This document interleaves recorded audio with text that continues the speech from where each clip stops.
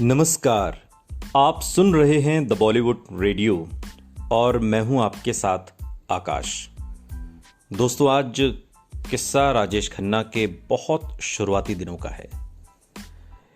Hindi film industry में किसी नए कलाकार के साथ अगर शुरुआत में किसी बड़े बैनर का नाम जुड़ जाए तो दूसरे निर्माता खुद ब खुद उसे साइन करने के बारे में सोचने लगते हैं। राजेश खन्ना के साथ भी ऐसा ही हो रहा था। इंडस्ट्री और ट्रेड मैगजीन्स में उनकी चर्चा टैलेंट हंट में चुने गए बेहद टैलेंटेड अभिनेता के रूप में हो रही थी। आखिरी खत और राज के अलावा उन्हें निर्माता नासिर हुसैन की बहारों के सपने, एस बालन की औरत और ए सुब्बा राव की डोली के लिए साइन किया गया। हालांकि थिएटर के दिनों में एक एक्टर के तौर पर राजेश खन्ना कोई मुकाम हासिल नहीं कर पाए थे, मगर फिल्मों में शुरुआत से ही किस्मत उनका साथ दे रही थी। उन्हें हीरो के रोल ऑफर किए जा रहे थे। ये अलग बात थी कि ये सभी छोटे बजट की फिल्में थीं और इनमें से ज़्यादातर फिल्मों में उनके रोल से ज़्यादा जो ध्यान था वो हीरोइन के रोल और फिल्म के गीत संगीत पर था।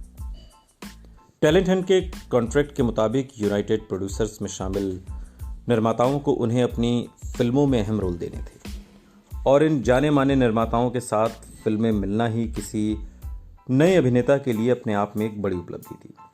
फिर आखिरी खत में कहानी खुद पर केंद्रित न होने के बावजूद राजेश खन्ना ने सबका ध्यान अपनी ओर खींचा था।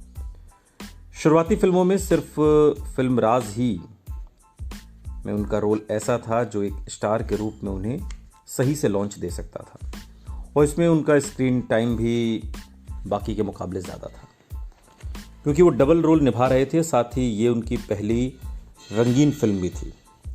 फिल्म आखिरी खत फ्लॉप होने के बाद राजेश खन्ना ने अपनी सारी उम्मीद इस फिल्म से जोड़ रखी थी, लेकिन 1967 में रिलीज हुई निर्माता जीपी सिप्पी की यह फिल्म भी बुरी तरह फ्लॉप हो गई। बबीता के साथ उनकी जोड़ी को दर्शकों ने नकार दिया। फिल्म इंडस्ट्री में हर शुक्रवार किस्मत और लोगों की राय बदलती रहती है।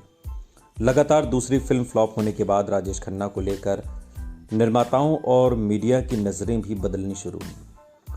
अब टैलेंट के अलावा लोगों की नज़रें राजेश खन्ना की खामियों पर जाकर ठहरने लगती। ये ताना मारा जा रहा था कि आखिर यूनाइटेड प्रोड्यूसर्स ने हजारों प्रतियोगियों के बीच ये किस लड़के को चुन लिया। लीड रोल मिलने के बावजूद अपने करियर के बारे में जैसा राजेश खन्ना ने सोचा था वैसा कुछ नहीं हो रहा था। इंडस्ट्री में एंट्री मिलने के बाद अब उन्हें हाथ से सब कुछ फिसलता महसूस हो रहा था।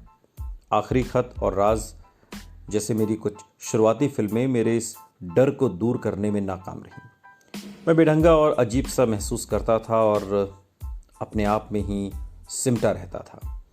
ये वो दौर था जब मुझे कोई अंदाज़ा नहीं था कि मुझे क्या करना चाहिए। सालों बाद जब राजेश खन्ना से उनके करियर के बारे में, करियर के शुरुआती दिनों के बारे में सवाल पूछा गया तो उसका जवाब देते हुए काका ने कहा था।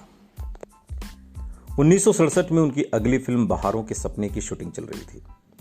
फिल्म के निर्देशक थे नासिर हुसैन और राजेश खन्ना की हीरोइन थी आशा पारेख, जो अब तक कई हिट फिल्मों की हीरोइन रह चुकी थी।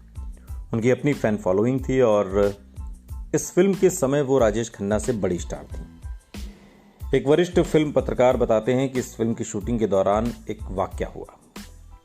फिल्म के एक आउटडोर शूट के दौरान शॉट देने के बाद आशा पारेख और राजेश खन्ना खुले मैदान में अपनी कुर्सी पर बैठे हुए थे। तभी शूटिंग देख रहे कुछ नौजवानों की भीड़ उनकी तरफ ऑटोग्राफ लेने के लिए आगे बढ़ी। राजेश खन्ना इन फैंस को अपनी तरफ आता देखकर मन ही मन खुश थे, लेकिन तभी उन्होंने भीड़ देखा कि सारी की सारी जो भीड़ है वो उनके पहुंचने से पहले ही आशा पारेख के पास जाकर रुक गई। हर कोई आशा पारेख के ऑटोग्राफ ले रहा था।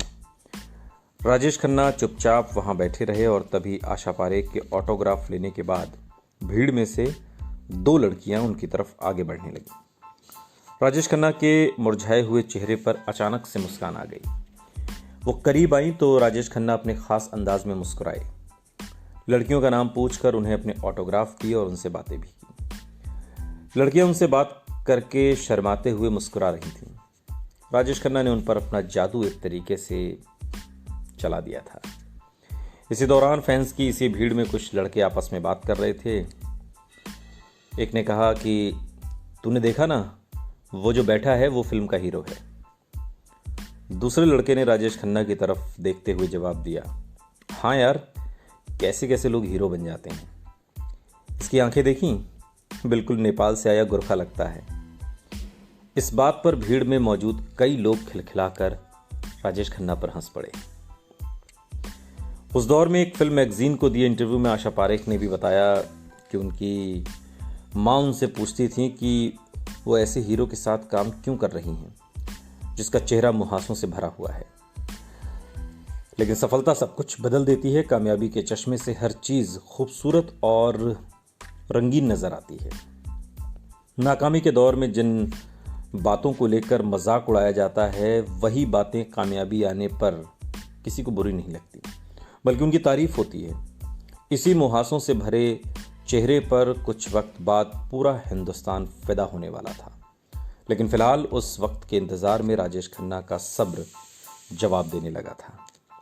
बाहरों के सपने में भी आशा पारेख का रोल ही बेहतर था, लेकिन राजेश खन्ना के संवेदनशील परफॉर्मेंस, मासूमियत और चॉकलेटी चेहरे के बारे में मीडिया में अच्छी बातें लिखी गईं।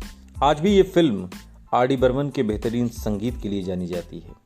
गीतकार मजरूह सुल्तानपुरी के 3 यादगार गीत, आजा पिया तोहे प्यार दूं, या क्या जानूं सजन, या चुनरी संभाल गोरी, लोग भूले नहीं हैं।